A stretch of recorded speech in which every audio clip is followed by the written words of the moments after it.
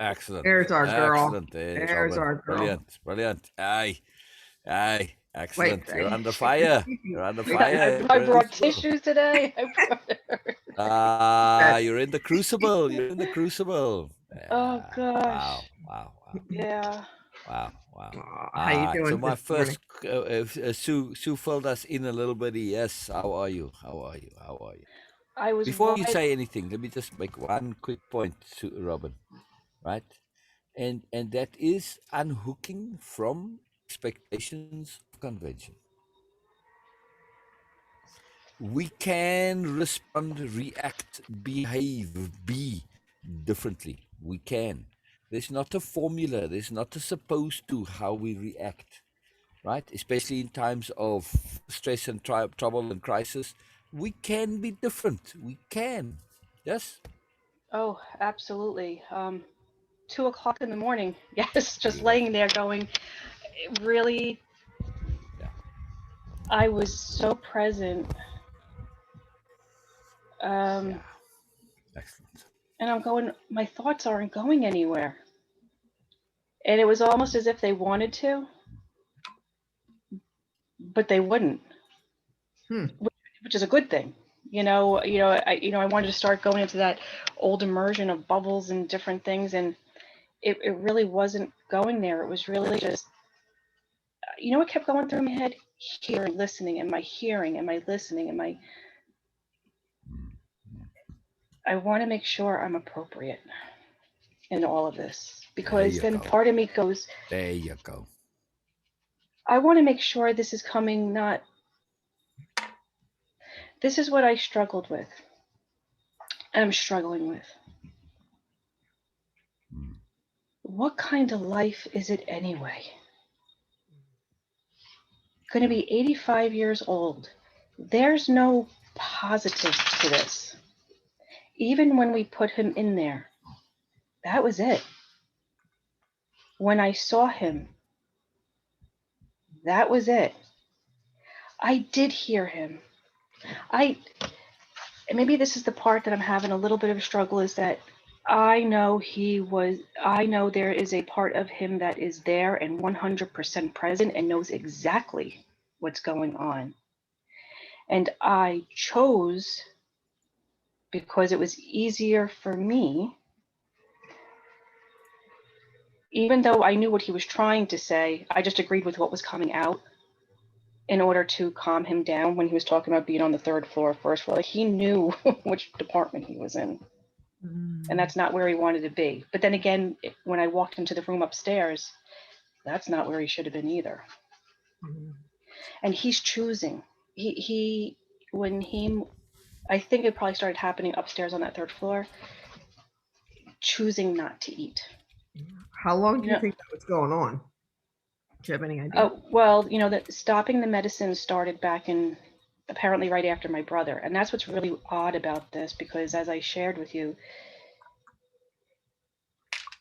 I don't know if he doesn't believe that my brother is actually still alive, or if he thinks that we've just been yesing him and he thinks my brother is dead. Oh, interesting. But remember, my brother absolutely refused to talk to him. So I really don't know if and it's just, every time a dip with my brother, a dip with my father, a dip with my brother, a dip with my father. And John, the nephew, is Kevin's, I found out, is his medical surrogate. So when I heard that, it was very, it's out of my hands now. Your Kevin's? No, my brother Kevin. My brother Kevin's now. Yeah. Okay. His nephew. His nephew. For both of them? For both of them? No, I'm my dad's. Oh, okay. That's what I thought. Okay. Yeah, I am my dad's. So for me, it was this, okay, it's out of my hands. The choices are theirs. He is at his end stages, and we know that. But then to have my dad, it hit me. And, I've been talking a little bit with Kevin, and, I'm gonna have to let people know. Mhm. This is really difficult because Dad is choosing not to eat. And this is where the choice thing comes in. Now, whether he's knowingly doing it, not knowingly do it, I don't know. I don't know. But I'm the one that now has to make the choices. I don't like this. And I want to make sure I'm appropriate. But like I said, what kind of life does he have? There's no quality of life. There's no family down there. He's alone all the time. It's not as if he's going to get any better. I mean, he might feel better, but he's not going to all of a sudden get up and start. Mhm. It's almost, what does he have to live for? But now when I have to share this news with others, they don't, I know they are not going, they are going to be 100% supportive of me. But they're also of the type to do everything possible to keep somebody alive. Yeah. And I don't want that. So I want to make sure that I'm not choosing for Respect him his because I don't wishes. choose that for me. Is he not a DNR? I believe he does have that. When I started going through the paperwork down there, the only thing I forgot to check for, because my girlfriend had told me about, was medicines. But he does not want any extraordinary Measure. means Yeah. because of what happened with his wife. I mean, he kept his wife alive when really he should have let her go, Mhm. which is where a lot of the animosity between my brother and him came in. But I don't know specifics. Mhm. I do not want to. That's not mine. Mhm. That is not mine. And this is a different situation. It's just, comparative mindset sometimes will get you in trouble. Yes. So, when I shared with my one daughter, she's like, "Well, aren't they giving him this? Aren't they giving him that?" And part of me is going, "Why? Why? Mhm. Why?" Mhm. But I want to make sure I'm choosing this because it's not selfish. Mhm. But I What had does this he talk. want? Well, he's choosing not to eat. Correct. He has chosen to stop taking his medicine. He has chosen to stop eating. That's what I see, and that's when I was talking with my mom. Like, he has chosen this. It's not as if he's not. He has chosen this because they have given him opportunity. They have brought him to eat. They have brought him to do things, and he has chosen not to. Yeah. So what do they do? Do they force feed him, or they just leave him? What do they do? I don't know what's going to happen now because today is the day that they call in hospice. And when the woman called me yesterday, so what happened was, I don't know if I shared this with you on Monday or not, but I got home and my father had fallen, but I didn't have my phone on me. And they couldn't get in touch with my brother. And they found him in the bathroom naked and disoriented. Mhm. And then they returned my father. And I could hear him in the background, and he sounded just like my dad. "These aren't my doctors. These aren't my doctors. These aren't the right doctors." So I'm going, "Oh, that sounds fine." Oh, Mhm. I mean, because that's how he is. yeah. And then Monday, so he gets returned. And then on Monday or Tuesday, I walk into work. It might have been Tuesday. I walk into work, literally walk in the door, and I get a call that my father had fallen again. Mhm. And it's interesting because the Wow. voice sounded a little bit more like, "Your father fell again." And I'm like, "Oh God." So I was just like, by this time I'm going, okay, not really understanding what's going on here, but okay. And then I literally hang up the phone. This was just like when I was in Oklahoma that time that I shared with you, where I hang up one call from my father, and the next call is from them trying to get in touch with John, the nephew, because my brother is in his end stage, failure of, what do you want to do? So they couldn't get in touch with him. So they were just asking me for phone numbers. Mhm. So later on I call up and I just, I gave that information. That was done. I call the hospital. No, I didn't call the hospital at that time because I was getting ready for work. But later on, when I got home, I called the hospital just to see where Dad was because they said that they were going to admit him because he had hit his head. Mhm. And the hospital says, oh, no, he's not here. He was returned to the facility. And I'm going, what? Okay. So I called the facility. I get transferred. And they say, oh, no, he's back. He's eating a peanut butter and jelly sandwich. He's just sitting there. He's very relaxed. He's fine. I go, okay. And then yesterday, I get the call from the nurse. And it's the physician gave the recommendation of calling hospice because of the malnutrition. Mhm. Yeah. But that's I think what they have a feeling is going on because he's not eating. He's probably getting up. He's, you know. Mhm. Yeah, it's weak and dizzy. Yeah, when you don't eat, then you're going to Horrible fall way to over. die. Yeah. Yeah. Mm-hmm. Mm-hmm. We when Bill's father, he had a massive stroke, and he really wasn't, all he could do was cuss and swear. And that really, I mean, it was him a little bit, but every other word was that. And then he started to eat his feces. And Bill's, immediate reaction was, Dad, stop. Don't, please. I said, Bill, I said, you might want to consider from a different viewpoint that this is your father's choice. Nobody was listening to him. And plus, he couldn't say and explain because of what had happened to his brain in the stroke of what he wanted. Wow. He was done. He was done with life.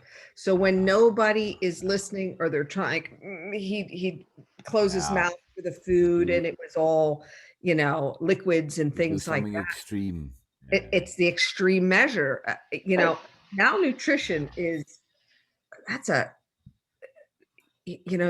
takes, I shouldn't say courage, but to not feed yourself, same thing. It's a desperate measure because It you is. have no other. You have no other Absolutely. really. Yeah. So in his mind, whatever is there, that desperate measure to him is he's done.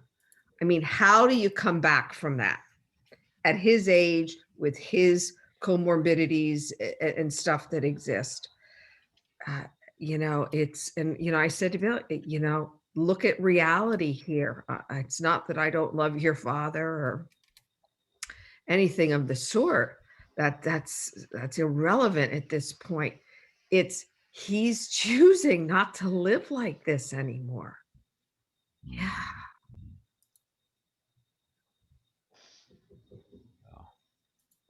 It's a tough place for you to be in, Robyn. I understand.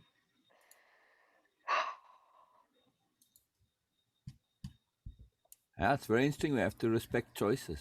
That's Yes. right. Yeah. Have to. Just because they don't conform with our choices, that's got nothing to do with it. Right. And again, it's the thing that we try hardest not to do. All about this program is choices and allowing people to have those choices for themselves. They're choosing them. Maybe this is appropriate for him right now, as hard as that is to swallow. But that's exactly where I'm. Yeah. And I know he wanted to pass in that house I had shared with you. But I don't know if that's going to be possible because I have my own. Yeah. It's very noble that you want to honor a wish like that, but sometimes it isn't really possible. Because of the circumstances. And then again, like I said to you last night, there's 24-hour care that has to be there. He may have thought he wanted to die in that house, but it may not be. That may not be reality. And he could go in one day. I mean, you can't very well put him there and leave him there. Exactly. That's just Out it. there, I mean, you could get into legal trouble for neglect. Sure. That's why I said there's 24-hour care. That comes into a whole different ball game from a standpoint. And with no family there, and that's where I go, I can't be there. And right, it could be one day, it could be Yeah. it could be 1 year. That's right. You're exactly. Your life will stop on an indefinite measure. You know, I could tell you, my mother-in-law was a year and a half in hospice. Oh, you know, the doctor said, "Oh, we got." I mean, he was right. I mean, she had some kind of a stroke, but we're like, "Whoa!" Even they said we never really had somebody on hot. It's very rare that somebody stays on hospice that long. But it happens. But it happens. It happens. So what do? Go down there thinking, oh, maybe, you know, this is pretty severe. He's malnourished, blah, blah, blah, blah, blah. And you end up there. Can you afford to be there for 6 months? No, and Yeah, exactly. no. It's a tough job of being, you're, how do I want to say it? You're given a huge responsibility. And until people are in this responsibility, it sounds like a title, you know, kind of a power in a weird sense. But boy, is it tough when you have to actually make those decisions. But you know, he trusted in you to be the one to follow through as much as you possibly can. What is appropriate at the time and sensible and whatever and realistic. Otherwise, you know, he would have had Kevin do it. He knew he wasn't. Well, he did. That's Initially. Kevin was the one the whole time. It's thank God they put me down Thank God. Thank God. as a backup. Yeah. Because all the paperwork is Kevin, and if in the event that he cannot, it's me, because originally it was the other brother. Originally it was the other brother, which would have been Boy. yeah. And when all of this happened, when Kevin went down there, I had them change it. But then Kevin, as I shared with you, was very controlling and looked out for Kevin. I love my brother, but looked out for Kevin. Yeah. Yeah. Yeah. So, you know, I had to work Not through this appropriate, in other too, words. Yeah. because I've had to work through a little bit of anger towards my brother because he was so heady, he didn't realize that everything was so ego based. Mm-hmm. Yeah. Mm-hmm. Yeah. This is a time, a really potent time now, for compassionate ruthlessness or ruthless compassion. It's no other option. Got to be compassionate and also that positive ruthlessness. Yeah. There's no, if you get too emotional here, it's going to cloud your judgments. Yep. Right? I mean, yeah, get emotional when you can in between, but when it comes to decision making, set that aside. Right? Let it out. Get back to your focus. Be tight. Be tight now. Remember it's a that. strength to hold it. To be tight. That compassionate ruthlessness, just like how you are being a mom. You know, when the kid falls and skins their knee and is all scraped up and they're screaming, all you do is get that Band-Aid, put it on. The coddling is not required at that time, because then it just goes in a different direction. You get it like a nurse. A nurse has a lot of ruthless compassion. You know, they get it done. They do what they have to do.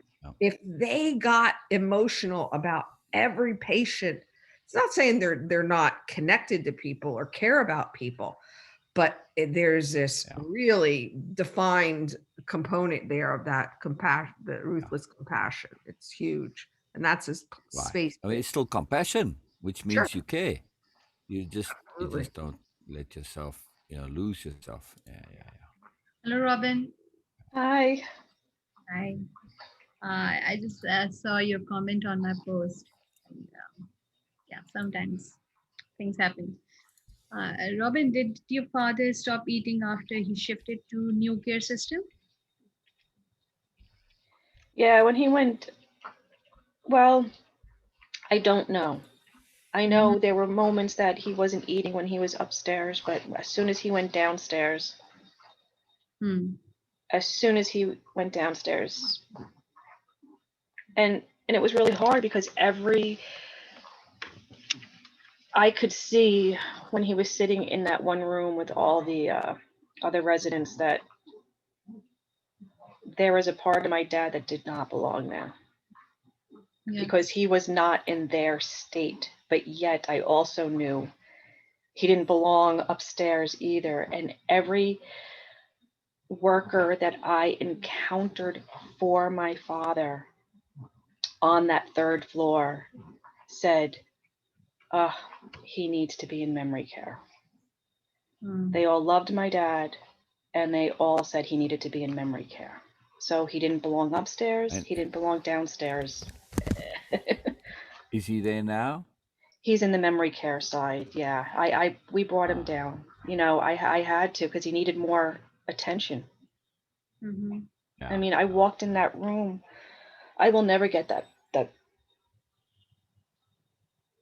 It's very hard to get that vision out of my head of walking into that dark room and him just sitting there. He looked like this crack addict sitting in the middle of a dark room. There was feces, dried feces on one of his chairs.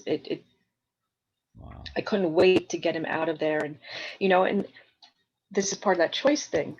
So, you know, bringing him downstairs and I go, wow, what a beautiful room. There's light, there's this, there's whatever. Like I was choosing for him. And I felt this was such a better room, but he wanted to go back up on that third floor in the dark and be left alone. And Wow. Interesting. But, I did know that, but he couldn't. But he couldn't be there either. Yeah. Yeah. Robyn, Beena? the moment when you were there and you saw him, was he able to recognize you and understand that what's going on there? He did not recognize. It was Kevin that he recognized. Mm-hmm. He did not recognize me. But then once he saw Kevin, then he knew who I was, and this was actually the first time in probably since before he even went into the facility where he actually at one point called me by name. Anytime I talked to him on the phone, anytime, he would recognize my voice, but he wouldn't know who I was. And then there was a few times where he thought I was my aunt and whatever, but Just to explore more options here. Was he's trying to communicate something? when he was talking when we were downstairs, he just kept see, here's the problem too with my dad. Mm-hmm. He's been like this all his life. Like there's always been a disconnect somewhere. Yes. So It's just aggravated now. yes. I mean, he would think that myself and my brother were his stepchildren. He didn't understand that he was married 3 times and I'm talking forever, you know, always. We had to explain, no, we're your real children. You're just married 3 times. So there's always been a misfire somewhere. Yes, I understand that. It's been in conversation with some other people also that sometimes a few incident in life just vanish. I don't the connection lost. Okay, the incident is there, but you just lose the connection of the specifics. It happens. But by any chance, was there any kind of awareness when he recognized you and he feel embarrassed of his situation? To It realize. Mhm. it is possible. Hmm. It is possible.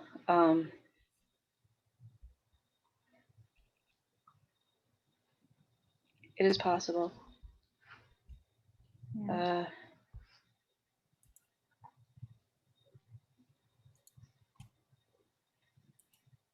I just know that I didn't want my father living in there either. Mm. What's the alternative? Going peacefully. Yeah, but I mean, how?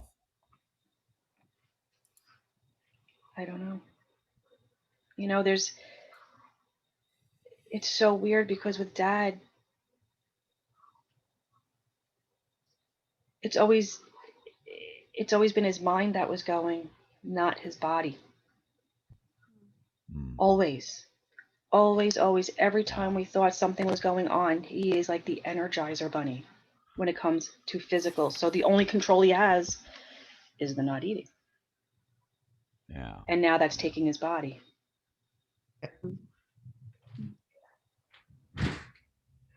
Robyn, I don't know the much details. Of course, you are aware of the situation exactly how it is.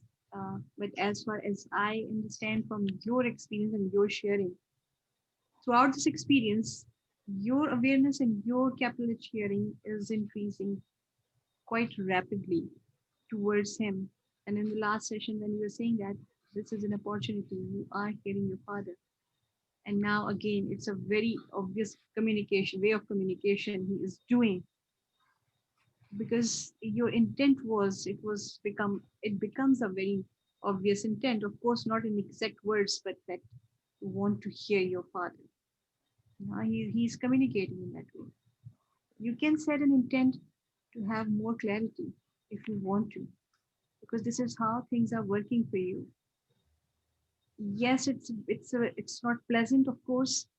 It is uncomfortable, but things are moving towards your intents, the consequences of your intent. Things are moving towards that. You have that communication sort of with your father. You were hearing him, and now the situation is becoming more clear for you. It is just my suggestion, because you are in a position where you have to make some choices. You can have a certain intent that give to have more clarity about these things. So choice making procedure will become easier for you on any side. It could be like, okay, he didn't like that simple, he didn't like the new setup, and he started realizing that he has a family now. So why he's here? Or maybe he's not interested in this life going on. It could be anything. But just to have a clarity, I think that to have an intent, that things become more clear and obvious and easy for you, that will help to make your choices. It's funny you say that because last night when I was laying in bed, that's what I kept saying. Clarity. just to Yes.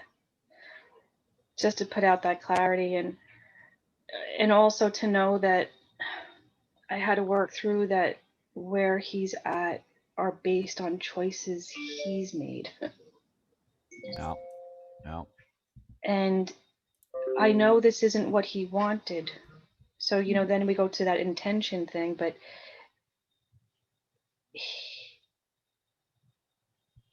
it's very easy for me to, you know, on the outside, for any of us on the outside when we're watching somebody, Exactly. and I know what he wanted, but he never allowed for it Yeah. either. Yes. Yeah. Yeah. He always controlled, you know. Yeah. So when I talk about my brother controlling, my father was just as controlling. Yeah. Yeah. So at this stage of the game, it's not what you want to do, it's what you can do. Right. It's pretty simple when you get down to it, no? Yes. Good. Yes, That's which it. was very. Bottom line. It's not what you want or what he wants. It's just What- what's possible. You know, at this point, also considering the state that your father's in, if you were to take him home and, for instance, just leave him to his own devices, you know, you could be criminally liable. Oh, I would never do that. I would never, ever, ever, ever do No, that. no, But I'm just saying. Right, exactly. But I'm saying if that's what he wanted, say, I just want to go home and die.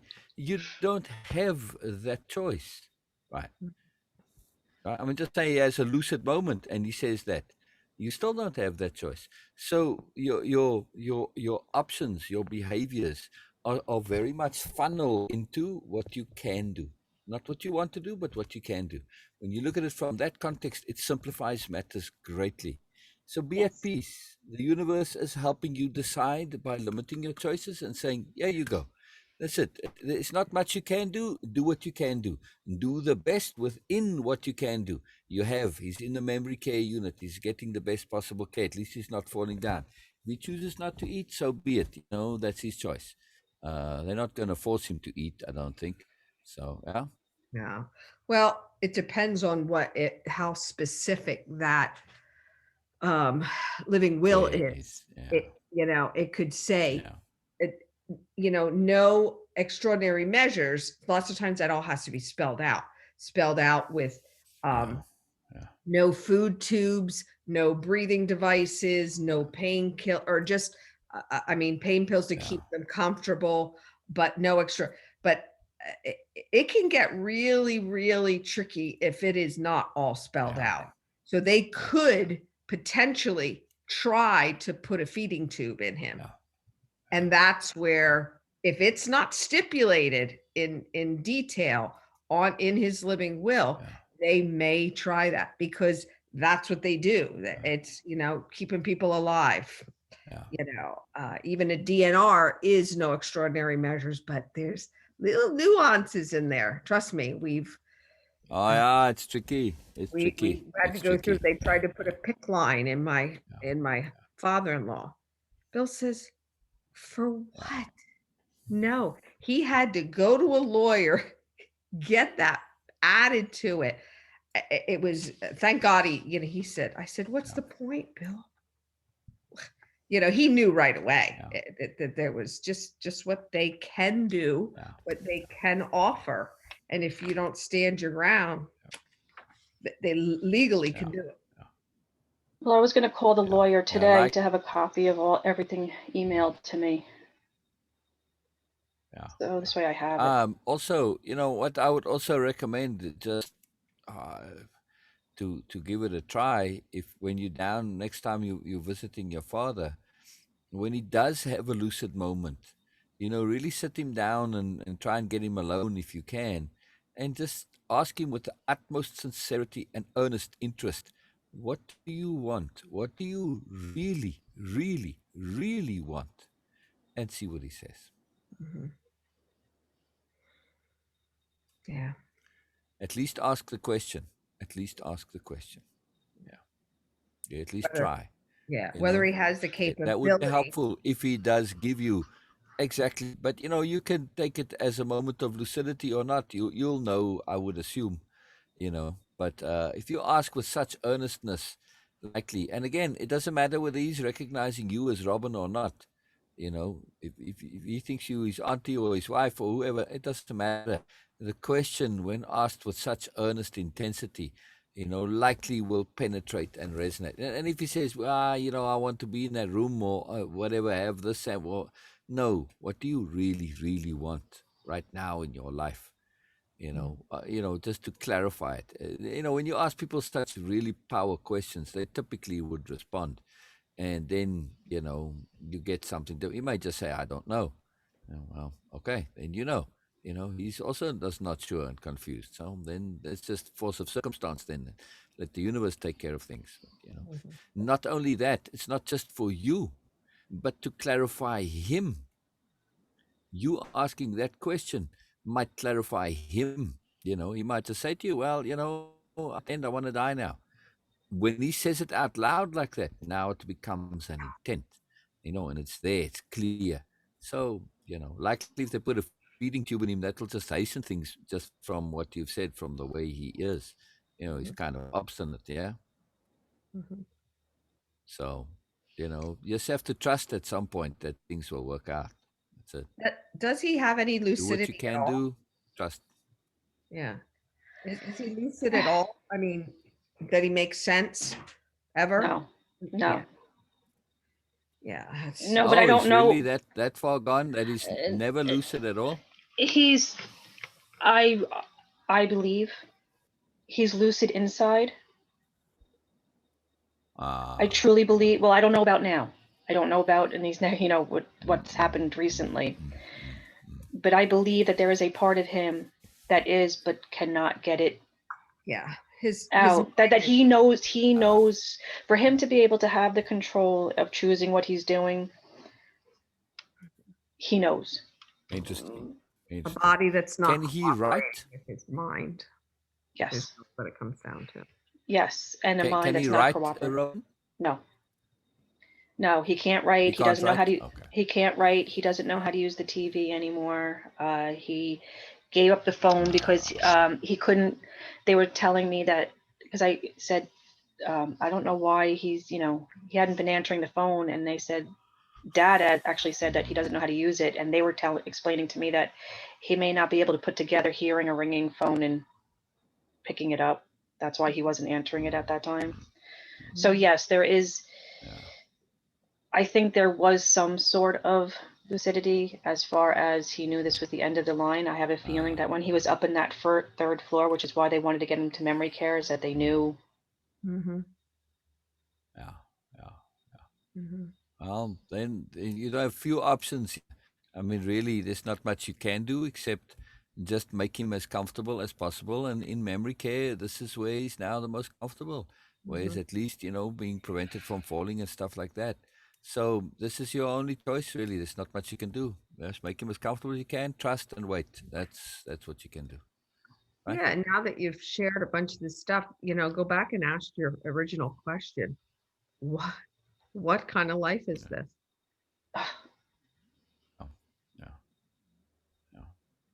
You answer it. Yeah. Again, it's no quality of life. And again, I just, because of where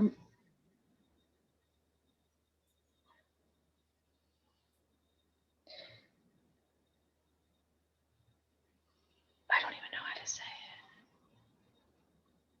it.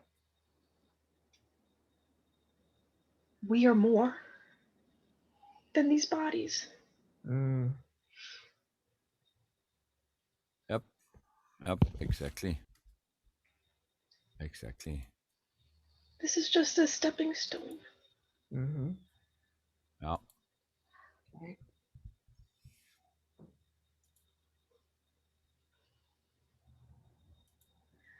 And this is no way. Do you have much option? Go ahead. Sorry. No, just we are more than this, and that's no way to.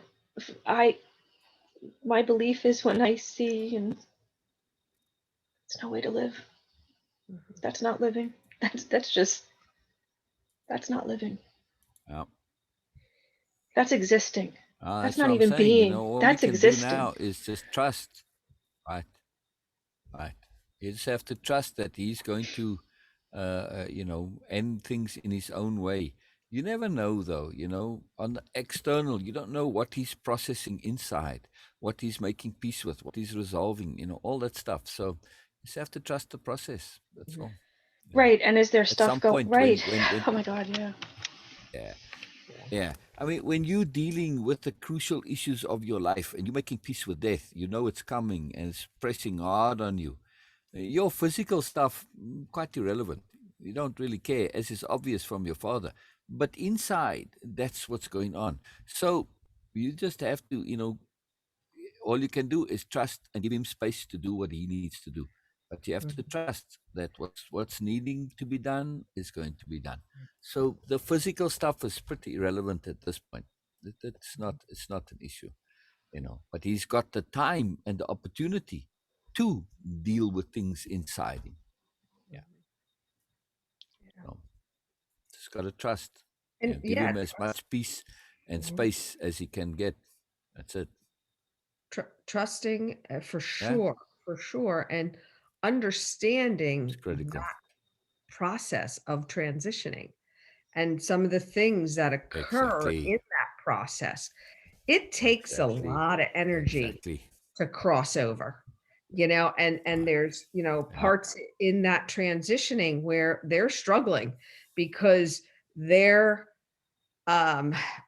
getting pulled literally from the other side, they're getting pulled from the other side. Maybe it's one of his wives or someone who has passed on, his mother.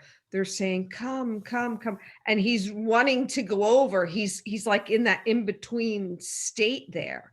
So to, allowing him to do that and giving him permission to do that can really, really help. Say, Dad, I understand. You can let go. We got everything taken care of. You have nothing to worry about. It frees them up, or they can get literally stuck in the transitioning process. So giving him permission, it's so critical in the process. As much as you don't want to lose your father, regardless of his current state of mind, it will really be beneficial for him to say, it's okay, Dad. Go ahead. You could. Everything's been taken care of. Everything. All your affairs are in order.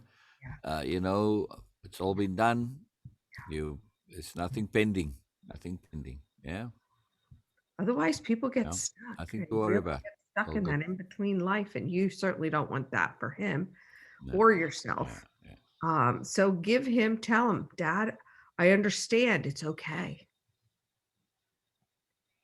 It's all taken care of. We got everything under control. Nothing for you to worry about. It puts them at ease and lets them continue in the transition process so that they're not fighting. It's like a tug of war going on. Yeah. Give them permission. And it's for the bureaucrats, getting rid of all those outstanding commas and periods. You're closing the files. That's Beautiful. it. Everything is taken care of. Everything is under control. He may be waiting for Kevin to go first. Who knows? Yeah. It's weird. Yeah, it's weird how cosmically. Oh, absolutely. Yeah. The world does not work the way we think it does. Life does not work the way we think it does. There's greater mysteries going on. So who knows? So, just for your own peace here, just do what you can. That's it. End of story. Remove all the doubt and the self-doubt, all the stress that what maybe no, do what you can do. It's very simple. The situation, the universe has funneled things to say there aren't really options here. That's it. You are doing what you can do. Right. There are a few things you can do. You can go and say to him, what do you really want? And see if that gives you an answer that maybe gives you some other perspectives. Like, for instance, maybe he just wants to visit the house. I can't put you there to die, but I don't know if you can take him out for a visit to the home. I don't know if this is possible. Pictures. But potentially. Bring pictures. I doubt very much. Pictures. Bring pictures. Yeah, a video. Yeah, Exactly. Here, Dad, look at your home. Here's your house. I know you wanted to see that, Look at here. Look how everything is. If and let him know that his affairs are in order. That's right. That's important. Very, very important. Yeah. Very. And maybe, try and, like, for instance, that the niece or whoever called you from Peru, get every possible person that can, connect to him and contact him, or through you, say, I spoke to Maria, I spoke to whoever, and they all say, send their love, and, so that he knows they're aware. Absolutely. Because, he's pretty abandoned right now, except for you. In his mind, nobody else is connecting and contacting him. Mm-hmm. So at least let them know, look, now's the time. If you want to say your final goodbyes, do it now. Otherwise, you're going to regret not doing that, so. You can always do Zoom or FaceTime. That's a great suggestion. I wouldn't want anybody to see my dad right now. They would be too. I don't want to give them that. Right. I'd rather. But you know what? They can. Right. But they can write you an email to express their thoughts, and you can read the emails to him. So just reach out to whoever you can reach out to. Tell them to reach out to whoever they can reach out to. Spread it a little bit and say, look, send me the emails. Write me a physical letter if you want. And there you go. I'll pass it on to him. There you go. At least, it's closure. Yeah. All satisfying the bureaucrats. Yeah. I like that. That makes sense, Robyn? I like that. collecting all of that and then taking a trip down there. Mm-hmm. Yeah, yeah, closure, closure. I mean, if you just think of it now in closure and doing what you can do, he's in these final stages, having peace, getting resolution, wrapping up things. Your bureaucrats are, yeah, but what about this? What about that? And they hold you. It's taken care of. It's done. It's taken care of. It's done. So. Okay.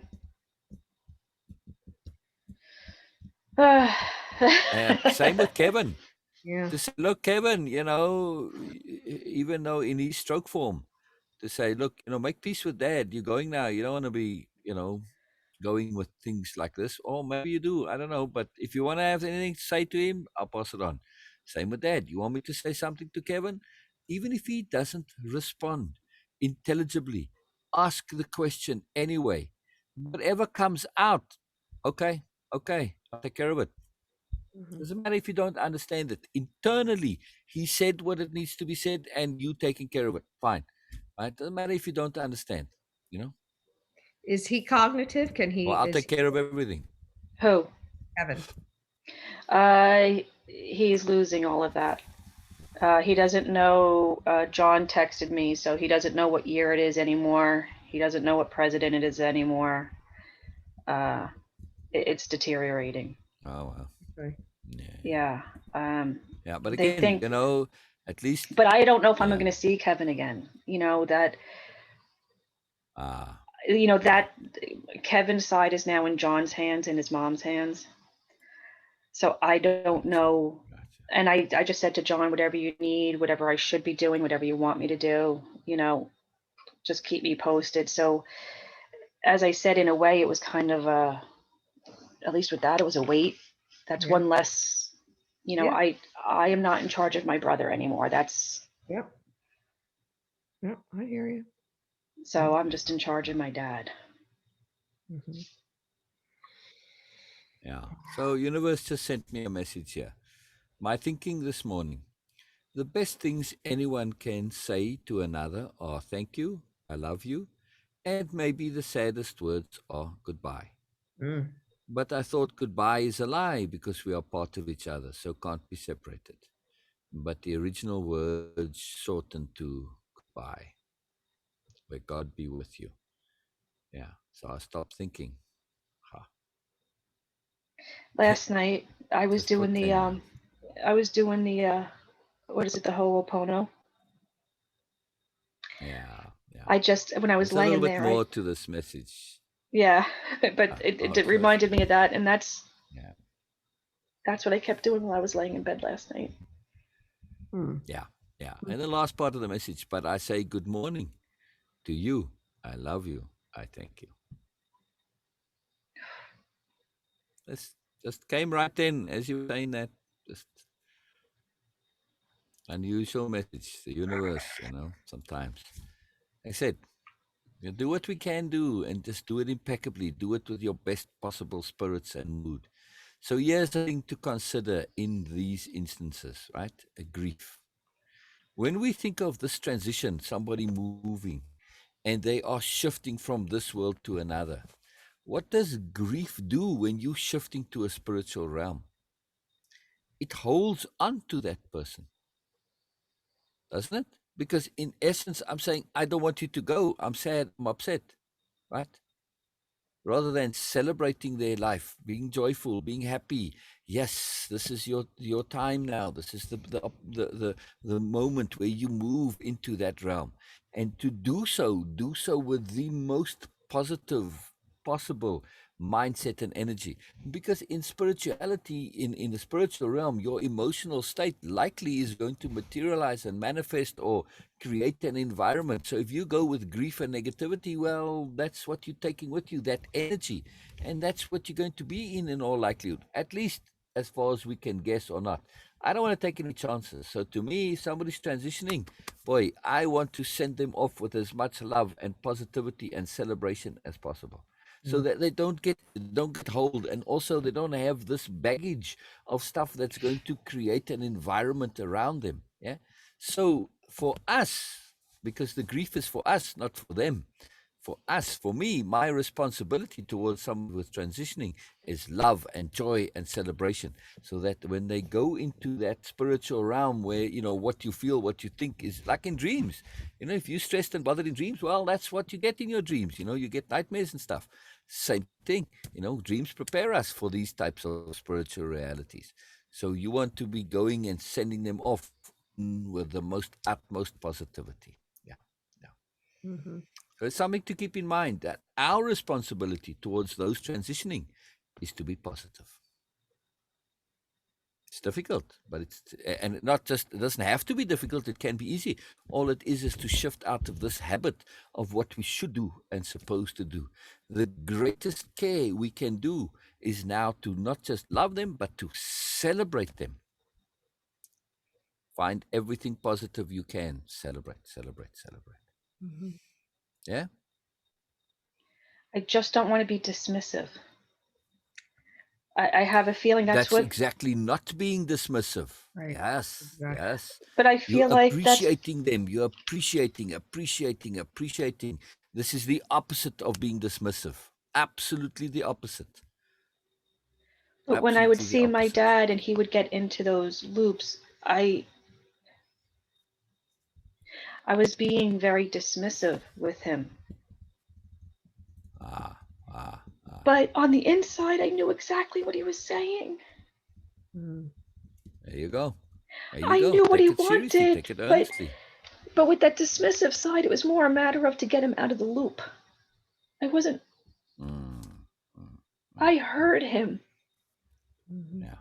Yeah. Yeah. but if I Uh, wasn't dismissive, I wouldn't be able to get him out of the loop. there you go. Relax There you him. go. Do what's appropriate. That's it. And again, celebrate doing what's appropriate. The doings and the actions can be contaminated with moods. So if it's all you can do and it's appropriate, well, celebrate that too. That's it. You're doing what you can do. You're doing what's appropriate. Celebrate that. Don't contaminate it with doubts and second guessing and conflict and all of this stuff. No. It just reduces the choice. It just waters it down, contradicts it, holds it back. No.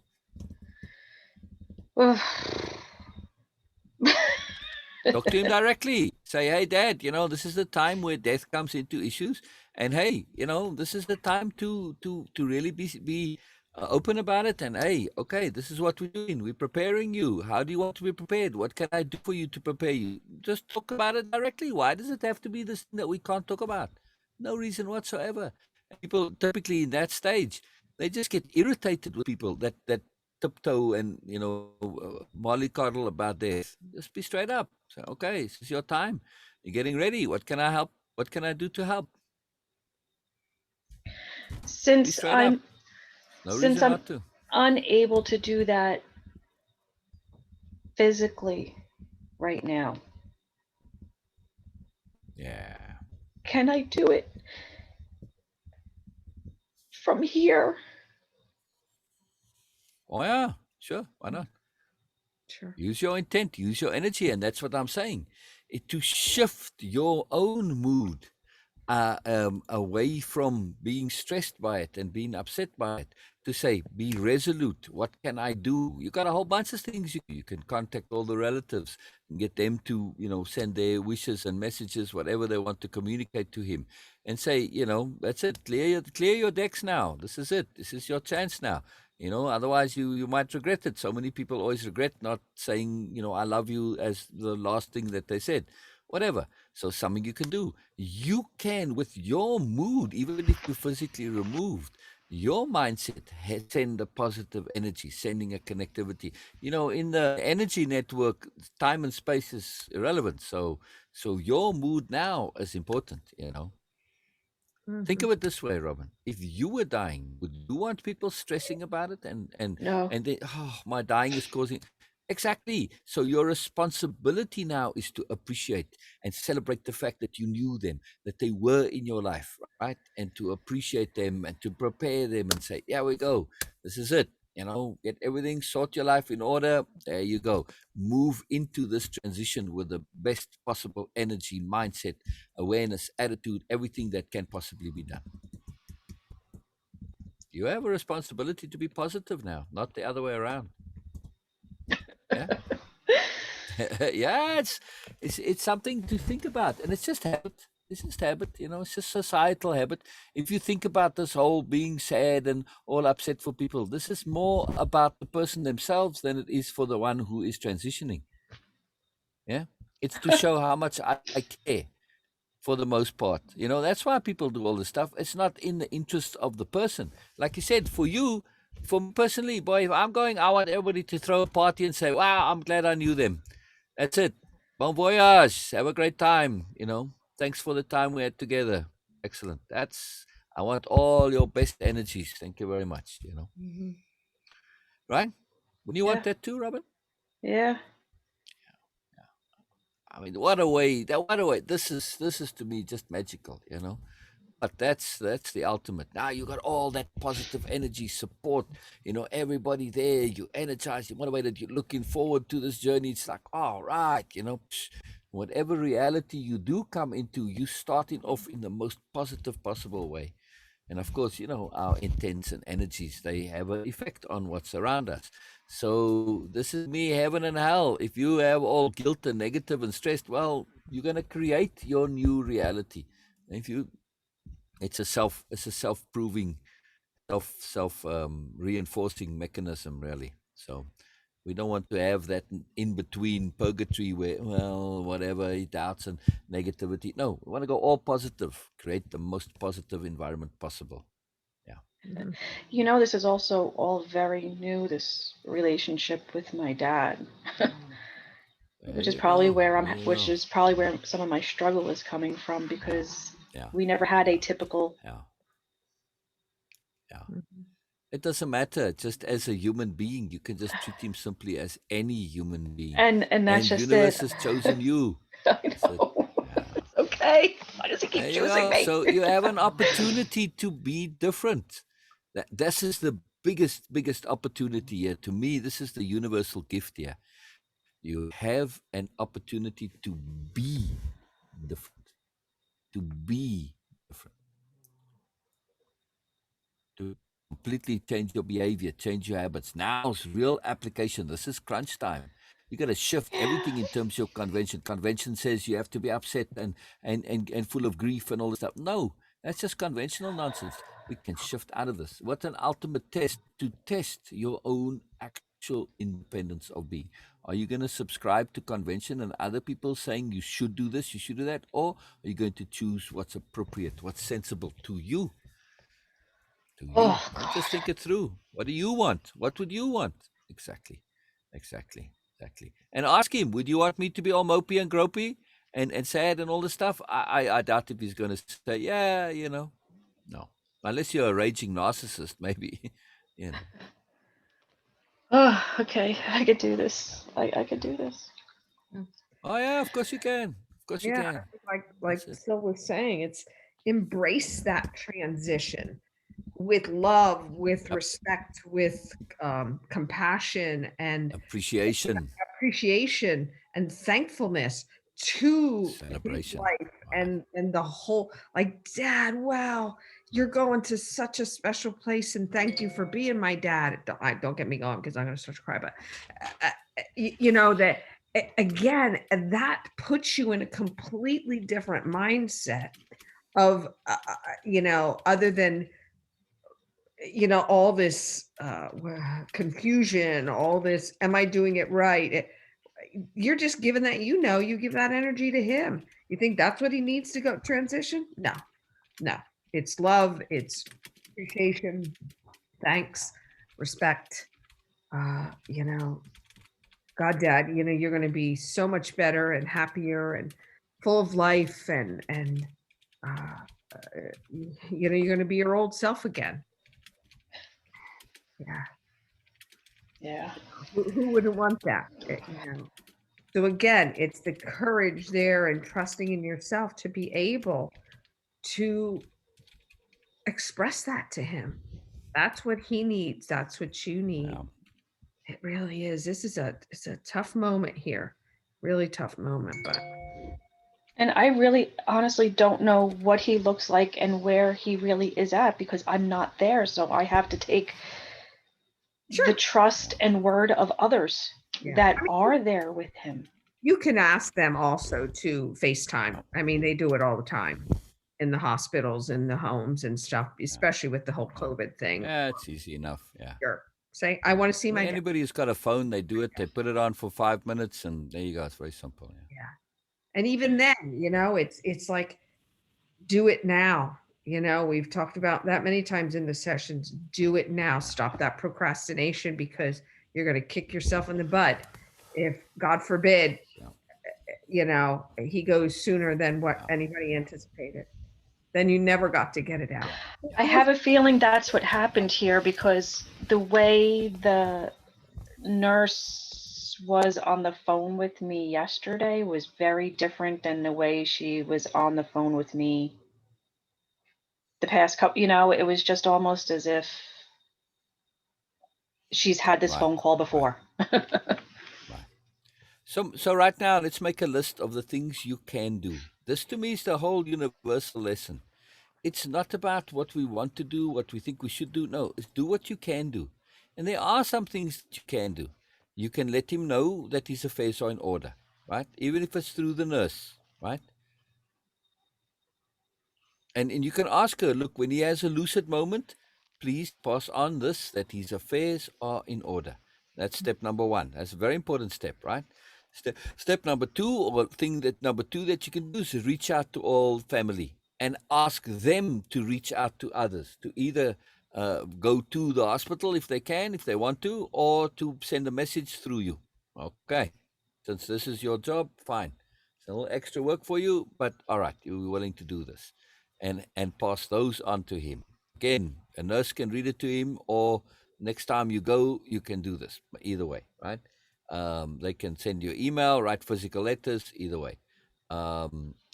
Kevin, since Kevin's in the same situation, do the same with Kevin. And maybe Kevin wants to make peace with your father wants to make peace with Kevin. Let him know Kevin's situation too. Yeah. Right? What else is there that you can do?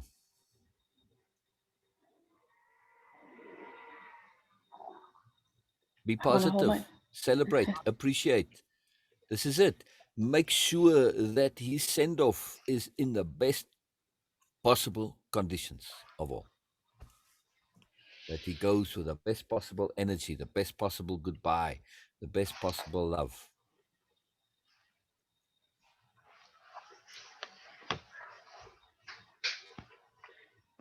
You can also trust. This is something you can do. When all matters are out of your hands, the only thing that's left is we trust. And our trust needs to be impeccable. Trust that it's working out good. Trust that it's as it should be. Trust that he's getting the time to resolve himself, to figure out what's going on, to make peace with his own soul, his own conscience, etc., etc. Right? Trust, trust, trust. And you can add your energy of trust to that. You know what's really interesting? When he had a few episodes of the bad men coming and different things going on, I had this feeling or this sense that he was making peace with things in his past that I don't know about. Exactly. And I wouldn't want to know about. Yeah. Yeah, exactly. But Robyn, whatever So, and Sel, they both are sharing what they feel is appropriate. As a participant, you have already done this way of impeccability, and you are doing this capillary sharing. Just pull yourself out of the situation and look at Robyn, who is dealing the situation, and she's here for you. And just share your perspective, what she can do, what she can choose.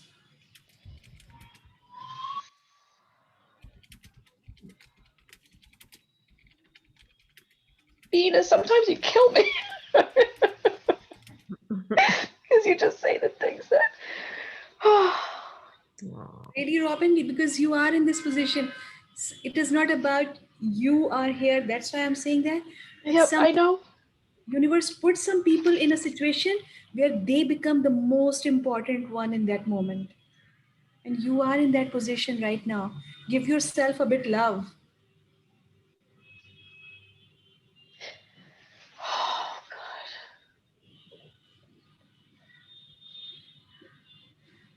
That was part of this too, is that because of the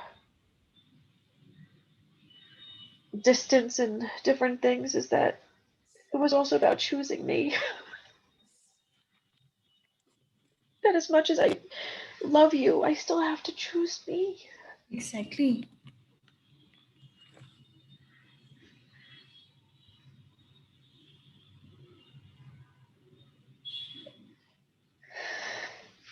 Because I don't want to lose me. Of course. There you I've done that. go. I've There you done that go. before. There you I've been go. there There before, you and I don't go. want to go there again. Right. Right. So Easy. the big issue here for you personally is to say, whoa, how can I be and behave and act and react differently? My feelings and my beliefs. What beliefs are stimulating my feelings? What beliefs can I change to feel differently so that I can feel positive, feel resolute, feel determined, feel focused, feel energized, feel determined? Yes, this is a time for efficiency and focus now, purposefulness, resolution, to be tight, to be tight, to be tight. Yes, change. That's it. Don't have to behave and be in the ways that society tells us. You can be differently. Be a spirit warrior in this. Really go into this from that that warrior perspective, going into spirit. Yeah. The whole deal with death is not a negative. When we shift that, it's not a sad circumstance, it's a fact of life, a necessary, potent fact of life. It's a necessity, it's an essential necessity. And as such, it makes sense. To not assume death makes sense is to go against the universe and God, right? Oh, So absolutely. how can we be all sad and upset with it? It's part of life, a necessary part of life. Life is set up this way. So all we can do is make the best of it and see it as a sensibility.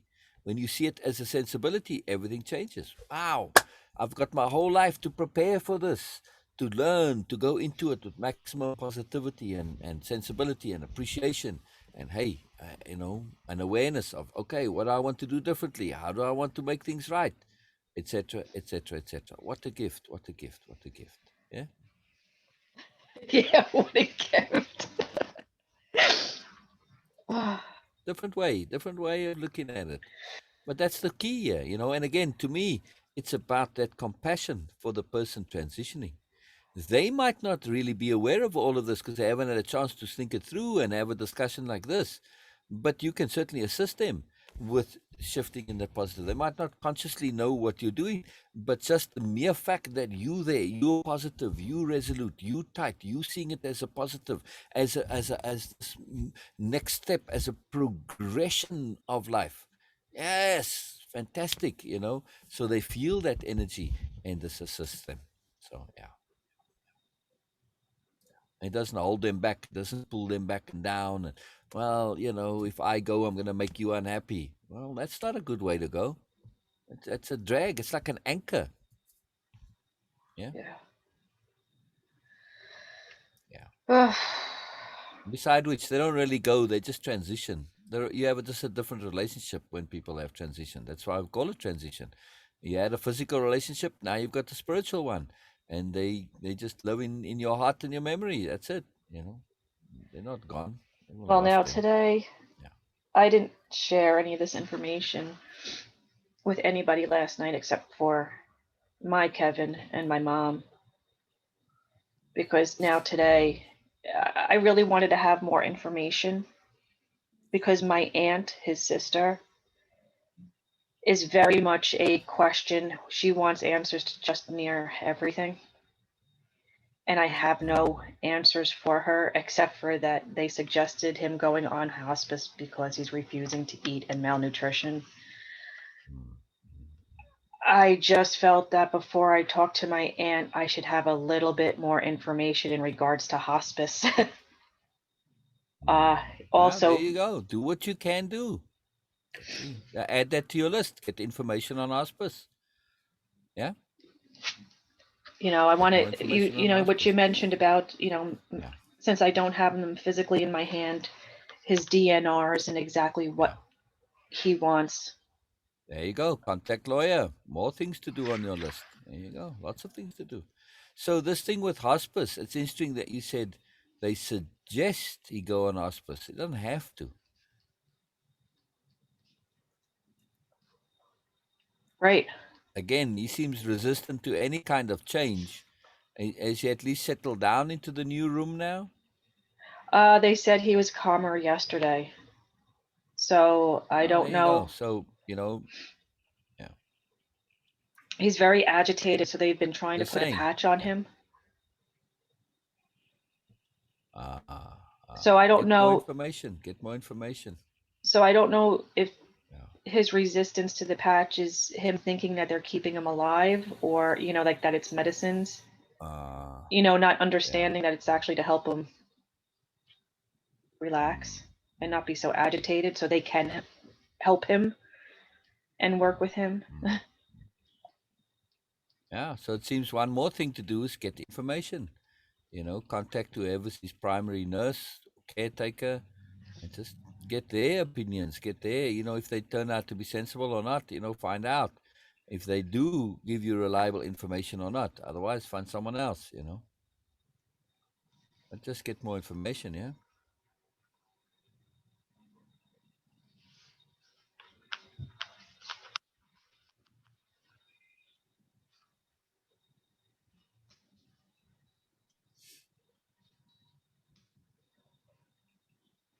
Okay. Before you go, Robyn, I want to share something with you. Okay. Yeah, and for me, it is kind of, you can say that it's a different situation, but it's the way I was trying to take emphasis on, because what Sue shared, what Phil shared, this is exactly what you need. This is what we all need to do in some situations, especially in situation like this. These step-by-step things, everything, and your intent.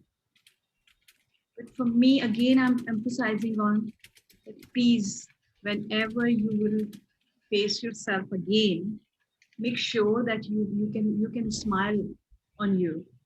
You can be satisfied, and you can see that and say that Exactly. I did my best. I did my best. Exactly. That this Exactly. is It's not impeccable. Yeah. any situation. I mean, because we assume that, oh, I could do this, I could do that, but just the clarity of our consciousness that yes, I did my best. This is really important. This is really, really important at the end of any situation, any circumstances. And just give yourself time, give yourself a bit love and care and compassion, and see how Robyn will deal with all this situation. This is the post I made. I don't know for your situation, but just to say that when I wrote this, like, when we see ourselves, when we meet ourselves again, we have to be satisfied. Like, yes, I can face myself. Whatever I've been through, I did my best. So next time when you face Robyn, I just want you to say that, oh yes, Robyn, you did well. Yep. Yep. You're doing well now. You're doing well now already. If it happens today, you've done what you could so far. So you've been impeccable. You've done all sorts of wonderful and magical things. So Absolutely. yeah, yeah, Absolutely. yeah. Exactly. Exactly. Thank you. Very cool. Very cool. Thank you, Robyn. Very Thank you cool. for So sharing. be at peace, Robyn. Be at peace. That's the key. It's not just your father who needs to be at peace, not just Kevin who needs to be at peace, but you. And since you are so connected to all of this, your state of being, your energy, your mood, this is very, very, very important. Yeah. It communicates, it transmits. Time and space is not a barrier here. So you being at peace is absolutely essential in the whole process. Yeah. You know, I mean, like I said, death is part of life. It's part of the deal. It's part of the bargain. You come in knowing death is a part of it. We can't be all upset about it and stressed by it. It's just fact. It's like being upset that the sky is blue. But my favorite color is red. I want a red sky. Well, sorry. It's just fact of life. That is a fact of life. To be upset about it and stressed, well, it's kind of real waste of energy, isn't it? You I'm know, just saying, when we look at it in the bigger picture, it's that, whoa, yeah, oh, life is opposite, and we have to go against this conditioned pressure. We're supposed to be upset. We're supposed to be all bothered and all in a negative state of being about this. No, no, nothing that says we have to. That's just society and convention. There's many things in life which aren't the way that we have to basically do the opposite. So this is one opportunity here to practice, philosophy of opposite logic. I just want to make sure that I am choosing for the right reasons. Exactly. All the more reason to step out of the upsetness and the grief reason. Be clear and be firm, be resolute, right? This is it. Now imagine you're in the hospital and the nurse comes in, especially the matron comes in, the one who's really in charge, and she's all grieving and upset because you're busy, stressing and dying or in pain. She's not clear-headed to make clear decisions. I don't want that matron. I want one who's got that compassionate ruthlessness, who's clear, who's tight, who's decisive, who's firm, says this, that's it, who's thinking things through, who's not upset, who's not in an emotional state, but who's in a clear, rational, impeccable state, focusing, making decisions, doing what they can do. And when they've done what they can do, they're just saying, that's it, I've done what I can do, I'm at peace. End of story. I'm at peace. I want people who are at peace handling my affairs. I want people at peace around me and near me. Yeah? So is that why? Could that be why I was chosen in this role? Because Exactly. I'm the one that's allowing Dad to choose what he wants, even though it doesn't seem logical. Exactly. Now, all you've got to do is just shift your own energy to say, this is good, this is right, this is appropriate. There you go. Sign off on it with the appropriate energy. In other words, celebrate the universe's gift that is this for you, for your father, for Kevin, for everybody. I almost feel like this is all happening as a gift for me to take the burdens off. It is. Absolutely. We've not only seen the pattern that things have been coming for you, stuff you've been thinking about materialize in your life as an opportunity for application, for practice. Here is your opportunity now to practice and implement, putting your entirety of your being as a spirit warrior into application.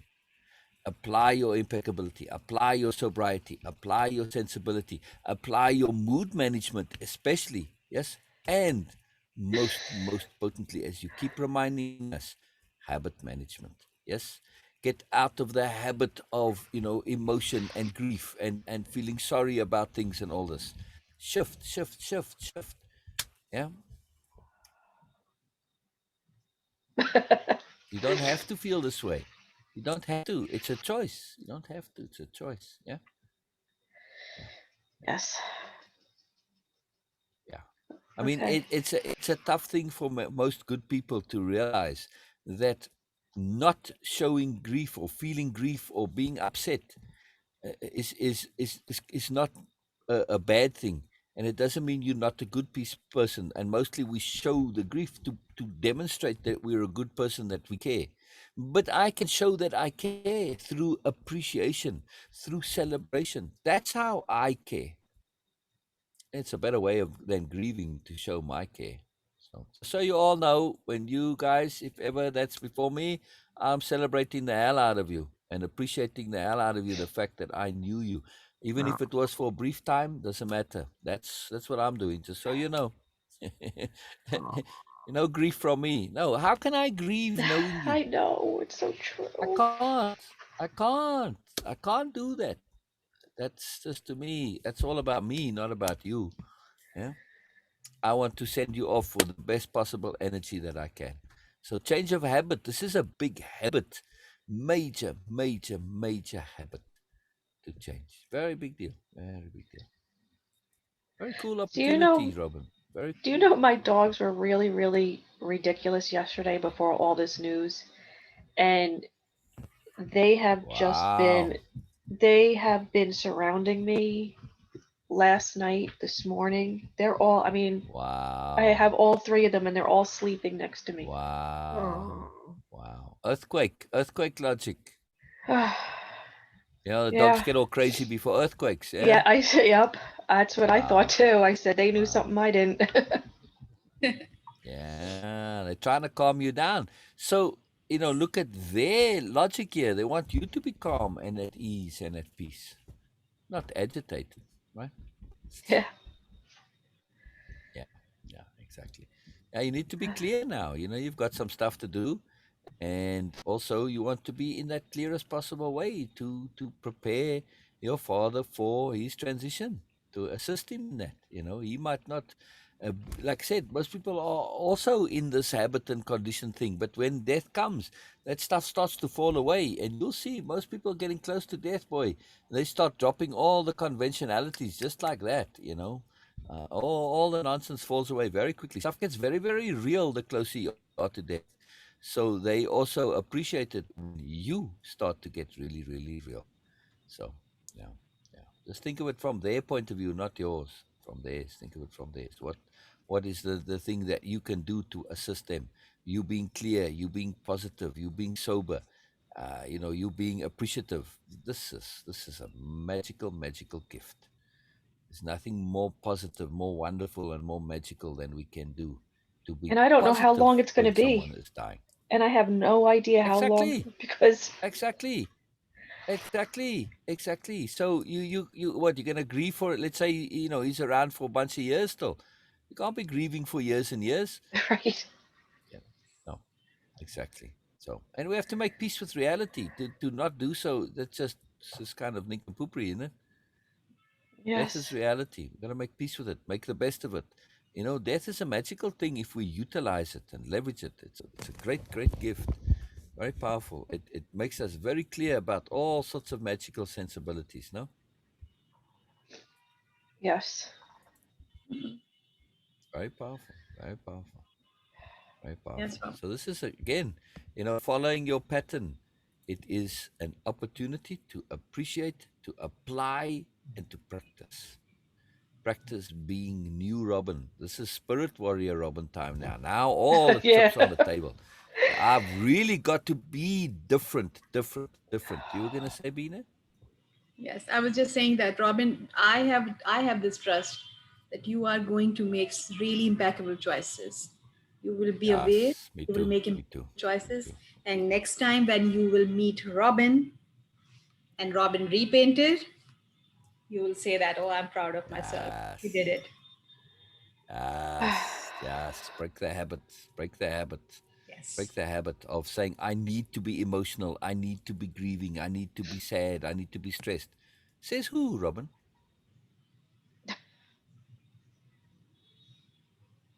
Maybe that's part of what's Does it make sense to you? no. Exactly. Exactly. Just habit, right? Just habit. Pure habit. I feel different. Yeah. Yes. Yeah. I You are don't There you different. go. feel as So emotional as I add used to. I don't. I think exactly, that's part of please. what was going on is that there's a part of me where I am Yeah. emotional is because Oh, yes. I am not the same person I Yes. was. So please add that to your list of things to do. Be different. Be spirit warrior Robyn. Be sober. Be celebratory. Be appreciative. All of those things. Add them all there to your list.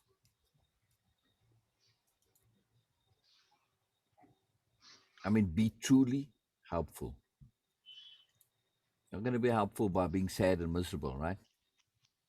Yep. Not. No matter how much it may make you feel like a good person, this is not about you. This is about other people. If that's how you choose to be, fine. But in this case, we are now looking to someone else. Yeah. I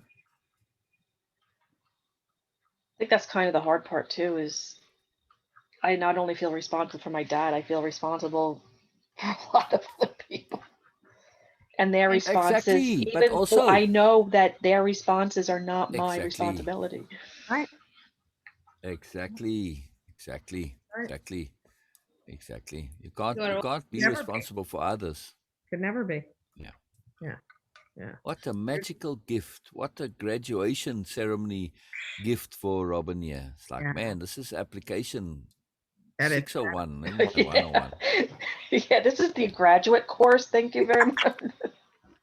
This is postgraduate doctorate, course. force of circumstance. Yeah. Yeah. Yeah. All pushing you Magical, into magical, all those tools. magical, Mhm. magical. Let me share a funny Plus, story with you. I yeah, remember years oh God. ago me saying to the universe, so you talk about intent. Mhm. I said, I want to get it all done in this lifetime.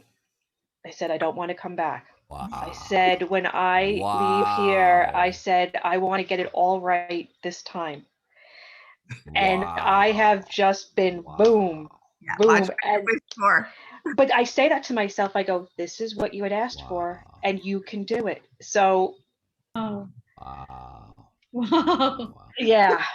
Wow. Yeah. I have a very powerful story about Wow. with the Esker story where she said the same thing. Wow. So Wow. if you really want to do it in this lifetime, you better make peace with death and start to, shift the whole mindset with death. Because otherwise, if we don't see death as the culmination of this, well, then you're going to say, how do you get to be the end point if you don't see it as a culmination that is a celebration? It has to be, yes. Otherwise, you're just going to go in with that intent. Oh, this is a negative. This is a stress. Well, that's going to then force you to redo it again until you see it as the culmination, as the ultimate graduation. So you have to change your perspective on death. I have to see it as a positive. No, otherwise that intent cannot materialize. Yes. Yeah. Oh, yeah. I just, Ah, Amazing. yeah. there's something. There's something. There's something. I That's just, powerful intent. it is. I Hmm. didn't understand what it meant, but now I do. Um, and I There you trust. go. And I've had There days where you I'm driving in the go. car saying, all right, I know what I said. I go, and I still want this, but can you just make it a little bit easier today? I just need a little bit of a break today. And But oh, The yeah, but universe there's says, always nope, that, sorry, it's it. yeah. but So there's here always we that are. philosophy. I Yeah. mean, life changes. We have to have these, and even these intents and commitments be open ended. So if you need to shift them, if your life changes in a different way or goes in a different direction, you're allowed to shift it, Yeah. right? Yeah. Crazy stuff. Yeah. Yeah. I like what Beena wrote. What magic. What magic. What absolute magic. Yes. Yeah, that's why I say, ta-da. You see what Beena just wrote? I am responsible for myself only. All others are choices. Wow. Yep. Yeah, I just wrote that down. Good. Good. Yeah. So I'll Right. be waiting for Robyn to post a good coffee mug picture. And she says that, okay, finally, after very long, I met Robyn repainted, and we were all happy, and we were appreciating each other because we made impeccable choices. Mm-hmm. Yeah. Mm-hmm. We have to do this sometimes, just to acknowledge that how much we have been grown up now, how much we have learned, and how much we are responsible towards ourselves. We deserve this. And Robyn, you deserve it because you are doing all these things. So the first love, the first compassion, the first responsibility, the only responsibility in this case towards you. As you said that, I want to choose myself now. And you are choosing. This is why you were discussing with Sue, with Sil. It's all about you and your choices. What else? There's no one else involved in that. For me, it is all about you. You are thinking about your choices. And this is so impeccable. Oh, Are you glad you came on this morning? absolutely. Absolutely. I'm glad you, yeah. I'm glad you, yeah. You know, Glad you, yeah. as you know, when I called you, I was starting to go into that immersion, but I really was.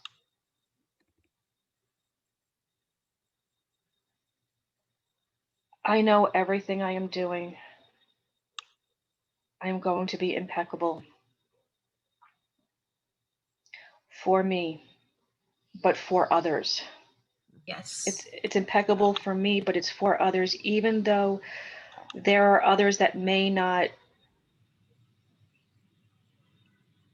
view it the same way or not. Yes. Absolutely. And that's part of what I've learned through, especially Way of Impeccability, that courage. And it came up with the even being wrong. Okay, so if I'm wrong, we choose differently. The hearing, am I hearing and listening? Choices, my choices, others' choices. Am I hearing those choices? And I can, and as far as my dad right now, if he is choosing this, even if he doesn't truly understand what his choices mean, let's say, I can only proceed with the information that I have. Mm-hmm. Mm-hmm. Yeah, Mm-hmm. exactly. Right, Not exactly. only that, right. Let's really zoom out and look at this full thing from Way of Impeccability point of view. Best use of energy. One of those best use of energy is to make sure that you do what is right according to you and your conscience. Mm-hmm. Can I live with these decisions? Yes. If you've done what you can do, I can live with my decisions. Force of circumstance. That's it. It's so much I could do. I did the best I could in the circumstance. And then, regardless of whether I believe in my temporary nincompoop self that this was the best, I have to trust it is. End of story. You don't know what pressures that may necessary. The universe might say to your dad, "Listen, Dad, you were a bit of a nincompoop in your life, and you weren't really all that impeccable and sensible. Well, now you're seeing the consequence of it. Learn it and feel it. Feel the pressure. See that this is not an appropriate way to die. Next time you're on your loop around, you're going to live a little bit differently." I'm not saying this is it, but I'm trying to make a No. case that we have to trust that even though it's not ideal, that the non-ideal is ideal in the bigger picture. Yes? So we have to trust. And when you've done what you can do, the rest is up to trust. That's it. And the only thing we can do is trust. To not trust is to negate the entire universe. Is to go against God, essentially, is to not trust. Do what you Wow. can do, be impeccable, trust, trust, trust. Yes? Yeah. Wow, that struck a chord. Aw. Trust. So I was on Chelsea's table. Do what you can do. I was on Chelsea's table last week. Mm-hmm. Say again? I was on. Table. There's this girl. Yeah, this one girl. I was getting my facial, Chelsea. and whenever I have the light on me, something always happens, and it's really shifting recently. And all I heard, it was so outside myself. If you trust in him, then why not trust in yourself? Mm. Mm. They go hand in hand.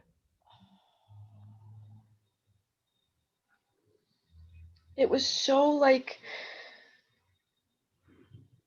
I don't know, it was over here because I've never had that. So when you just said about the trust in the universe. And all of this is a gift. Yeah. And you're Oh, working wow. together. You're working together. You're not just, handing everything over to God or the universe. This is your time. Capital T trust is you getting involved. You getting involved. Exactly. And also Exactly. knowing too that everyone is going to respond differently to this news, to this. Yep. That's why the stronger your intent and your focus to impeccability and making the best decisions that you know how to make and that you're at peace with, that's all that matters. What they do, how they deal with it, that is not your gig. That is not your That's right. problem. I am responsible for myself. Only others are choices.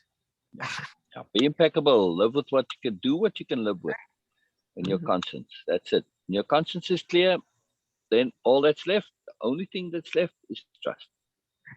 Right? You've done what you could do.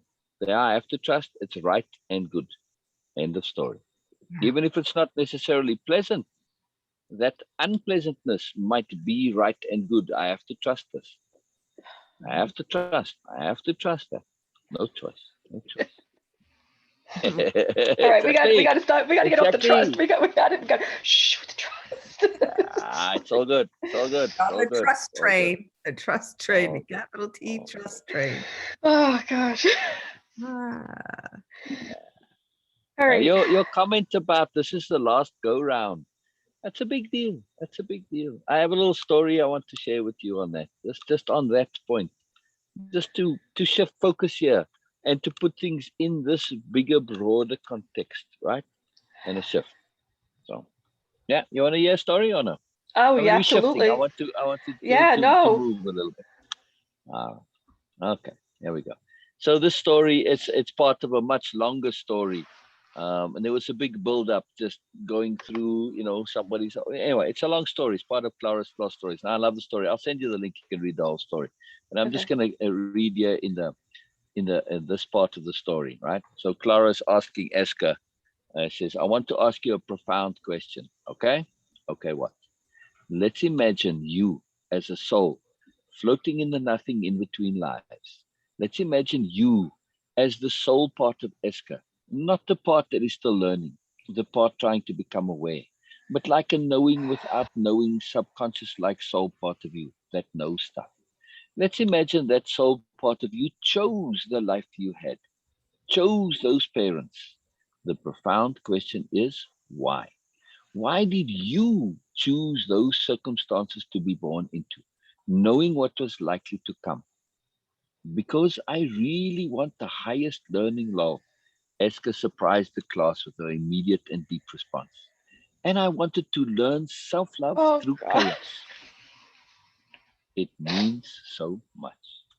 And I wanted to learn self-love through chaos. It means so much. Mm. We got her on that one, Sil. Mic drop. Mic drop. Oh. Oh. I love you to death. Yeah. Yes. It's so good. It is so good. It is so when you read Beamed her joy. yes, when you read this whole story, the profoundness and the absolute magic of that comment, it blew my mind at the time. It's just too amazing. Just too amazing. There's more. There's more. Say when I read more. I love it. I love it. And I wanted to learn self-love through chaos. It means so much. Thank you.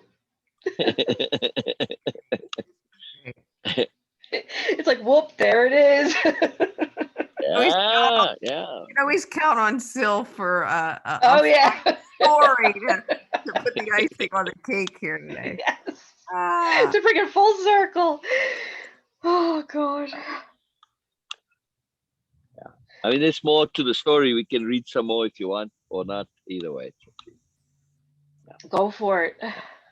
I love the story. It's one of my absolute favorite stories. I just love it. It's an incredible story. Clara beamed and radiated her joy at this incredible answer. And Clara asked with deep positivity, to love yourself when you come from these things, it's deeply profound. And the fact that I love others as well, I am not too jaded. I am very open and kind. Many people give up and give in. Sometimes I still do with drinking and stuff. Esker's lived a very, very rough life. Very rough life. Just amazingly rough. So, the preceding story is about her incredibly rough life, right? And she's an alcoholic and everything, drug addict, all this stuff. Clara went deeper. What about tendencies, predispositions, and beliefs you carried over? Huh?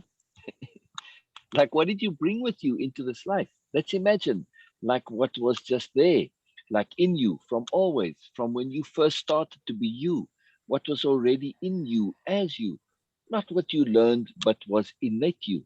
What did you bring into the world by way of ideas and beliefs and conceptions and understandings? Esker still wasn't sure what Clara meant. Like stuff your soul needed to learn. Like we're imagining this Esker in this body now is just a temporary. And the details of this life are stuff that comes and goes. But what is the stuff that you will take with you for next time? And what did you bring with you from last time? Well, I was very empathic, and I seen things like subatomic particles swirling around me. I still don't know why. I also talked to myself for hours and hours, and I enjoyed singing, and I always loved my mom. It is why she kept me, not my bro. He was kind of opposite of me. I'm not sure I understand the question. Okay. I mean, like we're imagining how stuff might work with life and death and rebirth. And we are especially imagining that you deliberately chose to be born to these parents, knowing who and what they were.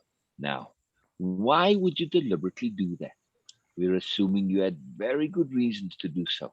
What were those reasons? Oh, I think I already answered that because I wanted the highest amount of learning through pain and loss. Yes, I mean in detail. Like what specifically did you need to learn? That's absolutely it. Yes, I am keen on the specific beliefs and conceptions you had which messed you up initially. This last connected with Eska. I needed to learn so much, Claire. How to be positive. I was very depressed. I hurt myself a lot. I needed to learn I'm worthwhile. That happiness didn't elude me. It's a very emotional story. It's a huge story, this. I needed to learn I'm worthwhile. That happiness didn't elude me. I want to hear all of it. We have all day, all forever, really. Please don't cry, Happy. Eska, this is happy stuff. Eska's chin quivered. That I was smart and funny and good, even though I wasn't fitting in life. I'm getting tired. I feel like I'm in therapy. I sure prefer you to therapy, but I talk in so much. Clara laughed gently. Oh, I'm keen to hear more. Okay, just give me the concepts, beliefs, and key understandings then. Just the main words and hints.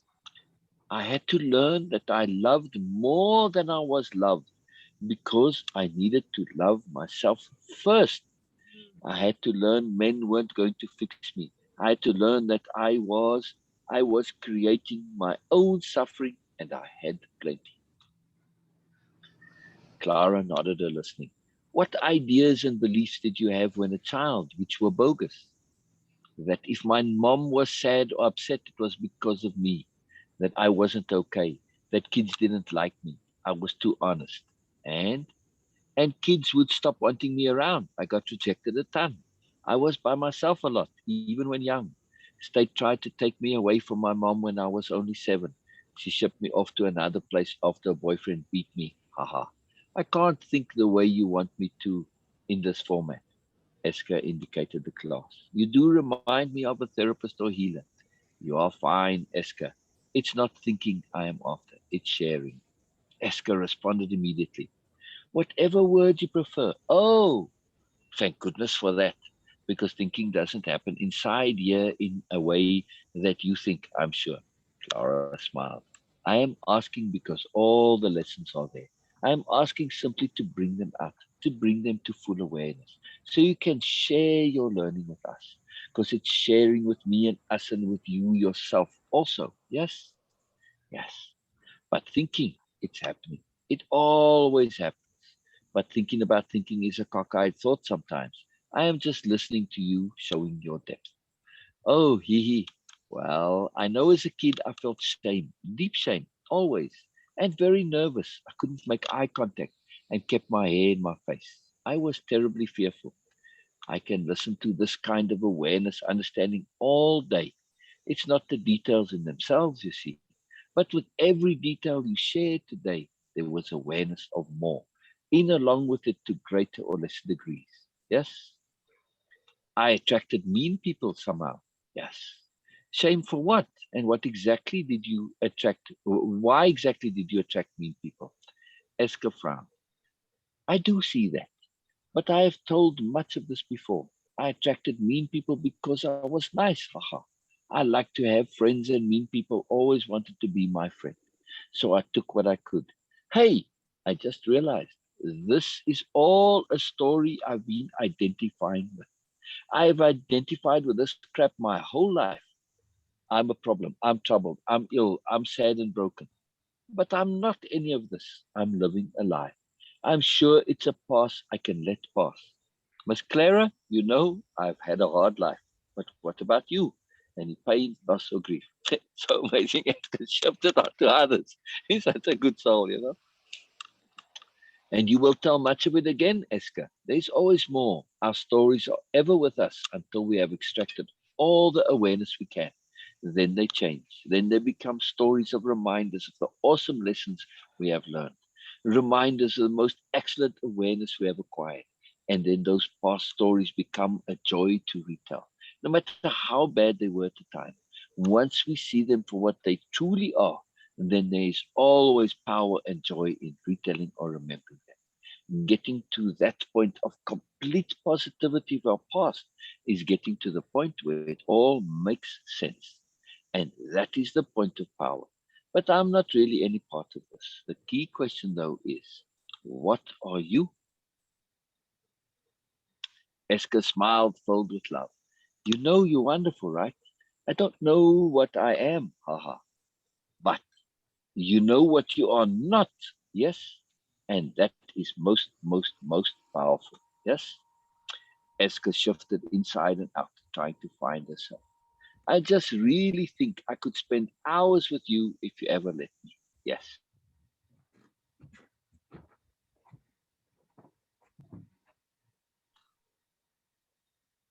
Ah, Esker shifted inside and out, trying to find herself. I just really think I could spend hours with you if you let me. Yes. You know also that you are not limited, that you are not crappy. Yes. And you know you are awesome possibility. Hee, yes, of course I do.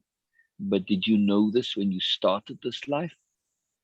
Because how would I have such amazing people in my life who love and support me? Oh, no. Did you know what you were not? Not really. And if you ever learned what you were not, if you never learned that you are a possible anything, if you never learned that it is your choice, not the choice of others, what you are, then what? Then what does that imply for the next life and maybe the next and the next and the next? This is my last inclination, Clara. Exactly.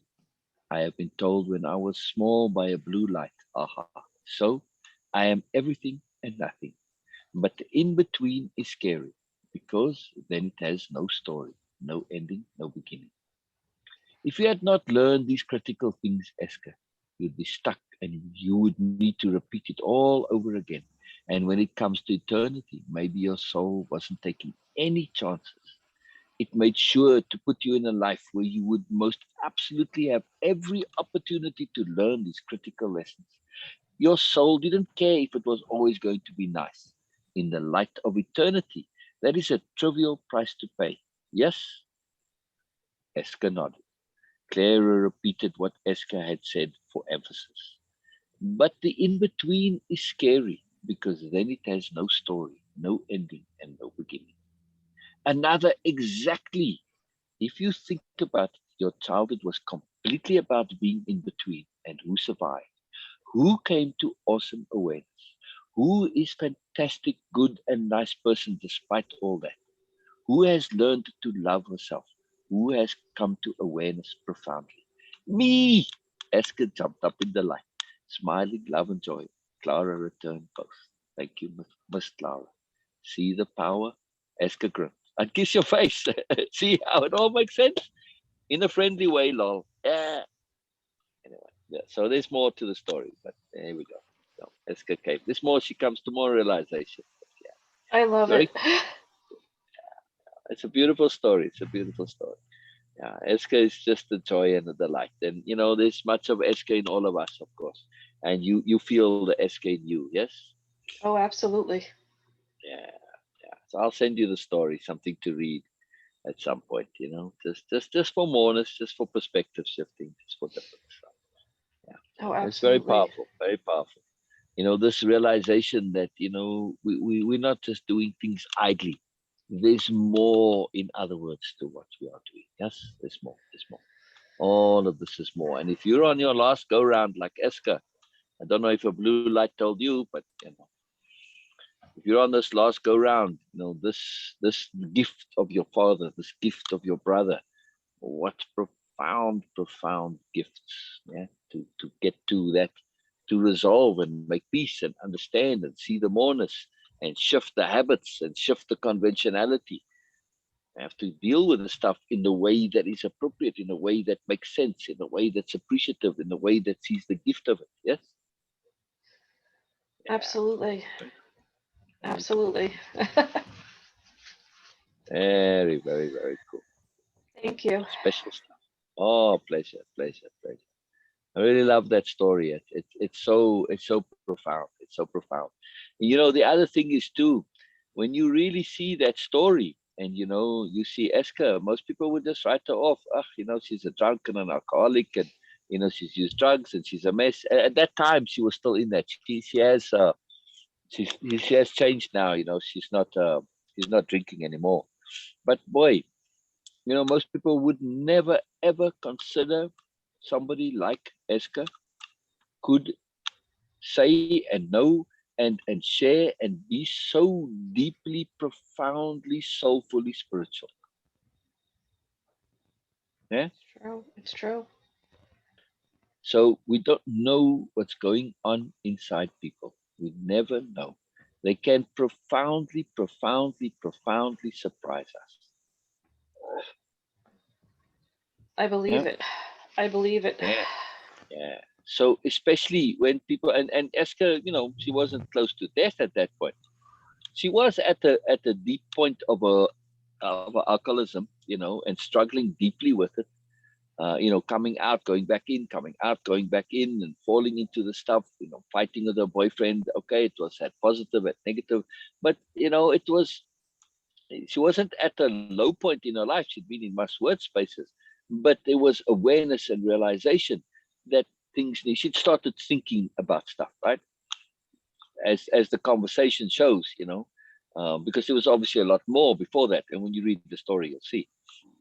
But the key point is that that anybody who is in a situation where there's a little bit of pressure on them, they start to think about stuff, and they will surprise you. We tend to assume things about people, and this is a terrible, terrible, terrible habit, to assume that people don't have moreness, don't have depth. And that response to me, the sophistication of that, the depth, the awesomeness, boy, that's just beyond comprehension. So I'm saying this in the context of both your brother and your father. They now have pressure on them, and that's a big, big pressure, big pressure. It makes people different, makes them more, and it brings out what was always in them. People think about this stuff in their life. You know it yourself too. It just doesn't always have a chance to come out. So we have to assume, knowing that this can be more, we have to assume there's more, because there's always more, right? Yes. This is we get to our trust in the more, trust in that depth, trust that people have more. Always there's more. This is the key point of Eska's story. It's so, and read the start of that story. You know, I mean, read because she's going on about her life. You know, I mean, it's an entertaining story too because it's in the context of the class and everything. It's beautiful. So, yeah, at some point, you know, we'll all go and be a part of that class. Yeah, it's very fun class. Thank you. Very cool. Oh, truly a pleasure. Thank you. Look, I even have tissues left over. I got tissues left over. Brilliant. But at some point, you're going to say, tissues, you know, I don't need you as much. You know, you're a crutch, but I don't really need that crutch. Yeah, I can be different. Yes. Doesn't mean we switch off our emotions. We just learn to use them differently. Yes. Yeah. Yeah. Thank you. Thank you to all of you. Beena, Sue, anything to say before we go? We're thinking about you, Robyn, and if you never, meet any of us, we're here, always here for you. Yes. And we marvel and delight in you, as you will see in that story, how the class and Clara marvel and delight in Eska. Yeah. Not that you're an Eska, but still, same point, you know. We marvel and delight in each other. That's the other thing, you know, Eska's appreciation and joy of Clara. That's it. We have support. We have community. Yeah. That's a big deal. Clara was a very big deal for Eska. Very, very, very big deal. Yeah. Matter of fact, I'll try to get Eska to come on Zoom at some point. Yeah. Thank you, Robyn. Thank you for sharing, because you made us feel that we are part of your family. Yes. And we were sharing, and I have complete satisfaction now that whatever you are going to do will be impeccable, and you will be happy and you will be satisfied after that. That's it. Yeah. I thank you for all the suggestions, because I don't feel, I had this fear, that fear once again of having to share this information with others and their reaction. So thank you for that. I'm not responsible for that, but also to allow them to send me emails that I can share, because I don't know how long this process is going to be. But if I can bring information and share information and bring that positive energy for Dad, to allow him to make his choices, to continue to make the choices that he's choosing, and that I support the choices that he's making. Yes. Exactly. And create the best possible environment for him to make the choices that he needs to make in the context of his death. I mean, this is a big, it leverages us, I mean, we understand the power of emphasis, right? And how it changes the brain and how it fires up the nodes, right? Yep. Yes. And you have in-house doctors too available. She knows a lot of stuff. Even sometimes I feel that she knows more than really some young doctors. So her suggestions are really, really amazing. So you have that. I can call her that in-house doctor. She is our doctor. you can trust her suggestion. I have complete trust in that, because she's very, very thorough in that. And so because you know all the things and details, how to do things, not about suggesting any medical tips or something, but you are suggesting how to do things. And it's a big deal. So having Sue on your side is a big deal. She helped me last night when I called, just to get, because I felt myself going into the immersion, and all she had to say, Sue, all you said was mood management, and boom, the pin came in, the bubble, it popped, and it was just what I needed to hear. Perfect, perfect. And habit management also. Well, The we all habits know of a what. lifetime, habits of convention, habits of conditioning. Hey, this is a gift. This is a bonus. This is an incredible thing going on. And we have to see it in that big fullness of the allness of the overview perspective, right? Yes. Yeah. Fantastic. All right. I'm gonna go. We delight and celebrate in you also. Thank you. All right. I will see all of Lots to you. do. I will share. Lots to do. Yes. Okay, keep us And posted. thank you. Thank you. Thank you. Fabulous. Have a great day. You too. Oh, you too, Bye-bye. Robyn. You too. Bye bye. Fantastic. Yeah. Fantastic.